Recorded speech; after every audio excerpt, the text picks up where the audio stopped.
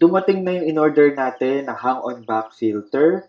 Ang brand nito, Venus Aqua. So sa video na ito, ituturo ko sa inyo kung paano ito isiniset up kasi may tamang paraan po ng pagsiset up ng filter, kung paano po yung pagkakasunod-sunod ng mga media, kung ano yung mauuna, ano yung huli. Nakakalito, lalo na kapag Chinese yung brand, kasi kapag may instructions, hindi mo naman maintindihan, so ikaw mismo sa sarili mo mag-figure out.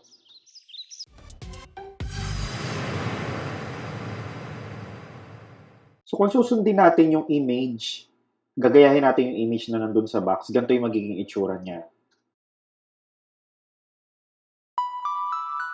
Pero may instinct is telling me na hindi na natin to kailangan itong nasa midsection. Yung payo na yan, ang kailangan lang natin isang diretso.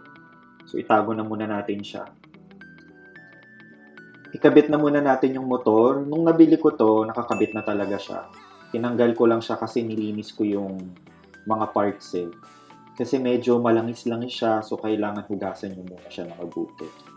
So ikabit na natin to dun sa loob para naka-attach siya dun sa motor. Kasi ito yung ihigop ng tubig mula dun sa aquarium papunta dun sa canister. May kasama na rin siyang takip para hindi mapasukan ng kung ano-ano yung canister. Tapos meron na rin siyang valve para makontrol natin yung flow ng tubig. Nung natanggap ko to, nung kinuha ko to sa box, ganito yung setup niya. Pero mali po yan. Hindi po dapat ganyan. Ang dapat na unang tamaan muna ng tubig itong foam kasi yan yung mechanical filtration. So mechanical filtration muna. After nung foam, kailangan sumunod na tamaan ng tubig yung filter floss. So buksan natin ito. Makikita nyo yung filter floss sa loob. Kasama na yan dun sa package. Ay, yung kulay puti na yan yung filter floss. And then, sumunod dyan, mayroong mga biological filtration o biomedia.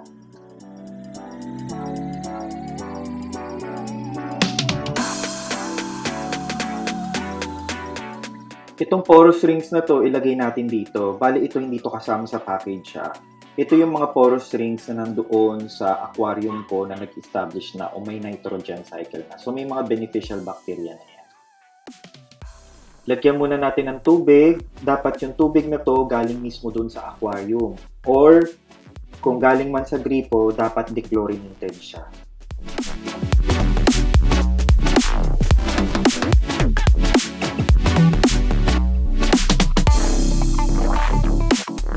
Kung mapapansin ninyo, ayun na yung tubig. Nagsisimula na siyang pumanik papunta doon sa canister, doon sa ating filter. Pero hindi talaga yan papanik pa kung ganyan kakonti yung tubig.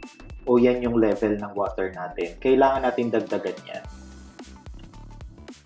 So ayan, nagdagdag na ako ng dechlorinated na water at kung mapapansin ninyo, nagsisimula na umakyat yung tubig.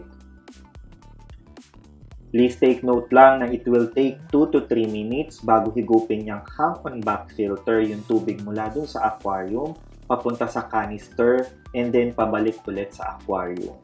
Hindi siya instantly nag-work. After an hour, binalikan ko ulit siya just to make sure na talagang nag-work siya. Kung mapapansin nyo guys, merong valve. Pwedeng hinaan, pwedeng lakasan. So kung mapapansin nyo na umaapaw na doon sa canister yung tubig, hinaan nyo na lang. Iniikot-ikot lang yan.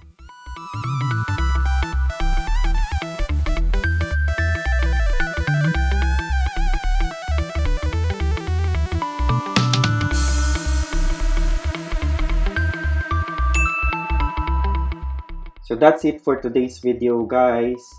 At kung meron kayong mga questions, huwag kayong mahihiya na mag-comment sa ibaba. At kung hindi pa kayo nakakapag-subscribe sa aking channel, subscribe na at i-click rin ang notification bell para ma-update kayo sa bawat video na aking i-upload. Thanks for watching. God bless you.